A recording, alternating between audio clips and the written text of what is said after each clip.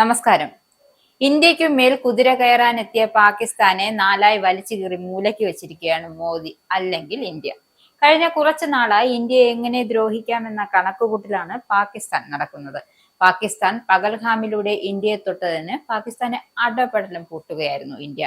ആദ്യം സിന്ധു നദീജല കരാറിൽ തുടങ്ങിയ പണി ഇന്ത്യ മൊത്തത്തിലങ്ങ് കൊടുക്കുകയായിരുന്നു. ഇപ്പൊ അതാ കാപട്യങ്ങൾ വിളമ്പുന്ന പാകിസ്ഥാന്റെ മുഖത്തെ വലിച്ചു കീറിയിരിക്കുകയാണ് ഇന്ത്യ. അതും ഐക്യരാഷ്ട്ര സഭയുടെ മനുഷ്യാവകാശ കൗൺസിൽ പാകിസ്ഥാന്റെ കാപട്യത്തെ രൂക്ഷമായി വിമർശിച്ചാണ് ഇന്ത്യ രംഗത്തെത്തിയത്. അതായത് സ്വന്തം രാജ്യത്തെ ഭരണം നേരെ ചൊവ്വേ നടത്താൻ കഴിയാത്തവരാണ് ഇന്ത്യക്കെതിരെ നുണപ്രചരണവുമായി ഇറങ്ങിയിരിക്കുന്നത്. എന്തായാലും ന്യൂനപക്ഷങ്ങളെ പീഡിപ്പിക്കുന്നതിൽ മുൻപന്തിയിലുള്ള ഒരു രാജ്യം മറ്റുള്ള മനുഷ്യാവകാശങ്ങളെ കുറിച്ച് പഠിപ്പിക്കാൻ ശ്രമിക്കുന്നത് വെറും അപലപനീയമാണ്. അല്ലെങ്കിൽ ആ ഒരു അവസ്ഥ എന്തൊരു ഗതികേടാണ് എന്ന് വേണമെങ്കിൽ പറയാം.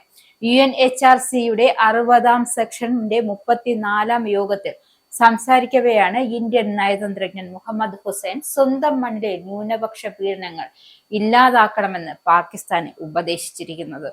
പാകിസ്ഥാന്റെ ഖൈബർ പഖ്തൂൺ പ്രവിശ്യയിൽ വ്യോമാക്രമണത്തിൽ സ്ത്രീകളും കുട്ടികളും അടക്കം 23 പേർ കൊല്ലപ്പെട്ടതിന് പിന്നാലെയായിരുന്നു മുഹമ്മദ് ഹുസൈന്റെ പരാമർശം.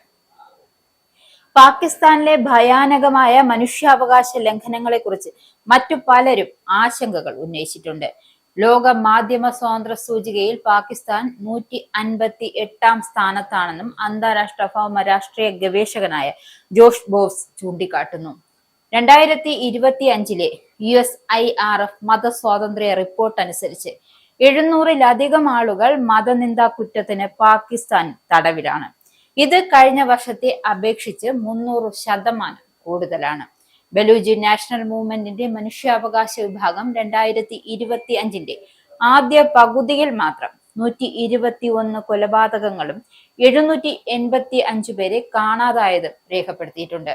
2025 4000 പസ്തൂണുകളെ കാണാതായെന്നല്ല, പസ്തൂൺ ദേശീയ ജിർഗ അതായത് പസ്തൂൺ നേതാക്കളുടെ സഭയാണ് വ്യക്തമാക്കിയിരിക്കുന്നത്. മനുഷ്യാവകാശ പ്രവർത്തകനായ ആരിഫ് അജാക്കിയും പാകിസ്ഥാനിലെ മനുഷ്യാവകാശ സാഹചര്യത്തെക്കുറിച്ച് ആശങ്ക പ്രകടിപ്പിച്ചിട്ടുണ്ട്. ബലൂചിസ്ഥാൻ, ഖൈബർ പഖ്തൂൺഖ പ്രവിശ്യകളിൽ ദീർഘകാലമായി സൈനിക നടപടികൾ നടക്കുന്നുണ്ട് എന്നും അദ്ദേഹം ആരോപിക്കുന്നു. ഇസ്രായേലിന്റെ 5 സൈനിക താവളങ്ങളിൽ കനത്ത നാശനഷ്ടം. മോദി വെളിപ്പെടുത്തുന്ന ഇന്ത്യയുടെ വികസനത്തിന്റെ മയക്കുമരുന്ന് വിൽപ്പനയ്ക്കെതിരെ ശക്തമായ നടപടിയെടുത്ത് ഷാർജ പോലീസ്. അമേരിക്കയിലെ സാധാരണ മനുഷ്യരോട് കൂടിയാണ് കോൺഗ്രസിനുള്ളിൽ പങ്കുവയ്ക്കാൻ ഓപ്പറേഷൻ സിന്ദൂറിൽ ഉപയോഗിച്ച